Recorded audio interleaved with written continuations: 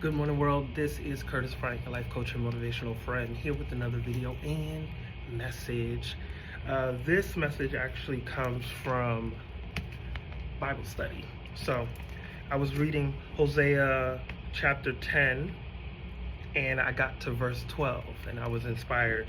So verse 12 reads, "Sow seed for yourselves in righteousness and reap loyal love. Plow for yourselves arable land while there is time to search for God until he comes and instructs you in righteousness."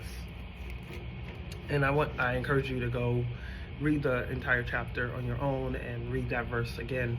But when I was reading that, the Holy Spirit just wanted me to share, you have more time. I remember the first time I was in a conversation with someone, and this is a very common statement that we hear often, where people say life is short.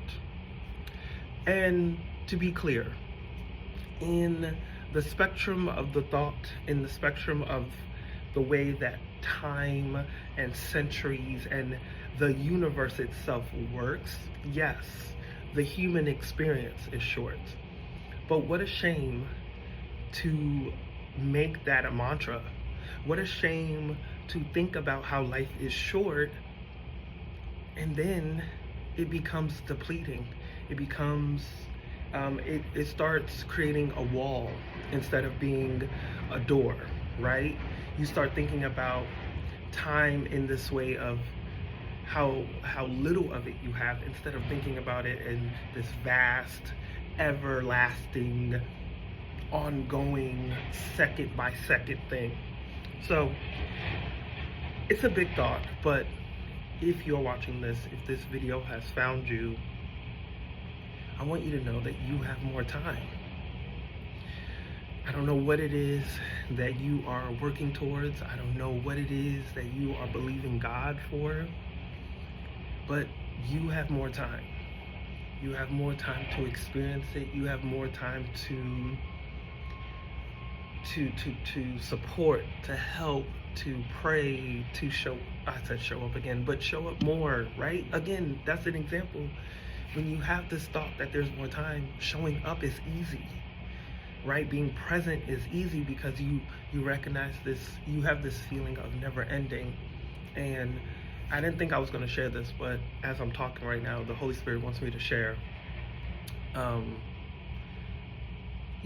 mom's health started really shifting when I was in middle school. And so it had been this ebb and flow journey for a long time. But my mom didn't pass until I was 30, so many years later.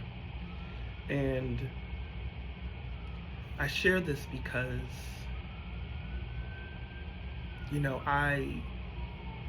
when you see someone with health challenges, it is easy to think about the amount of time you have with them, the small amount of time you have with them.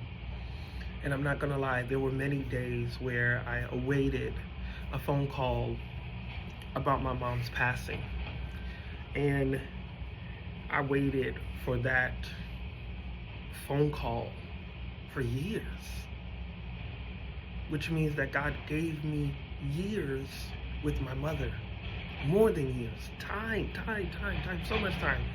And even after her passing, I still feel like I'm spending time with her, right? And so I share that to say, change your relationship to time, because it will offer you more of it.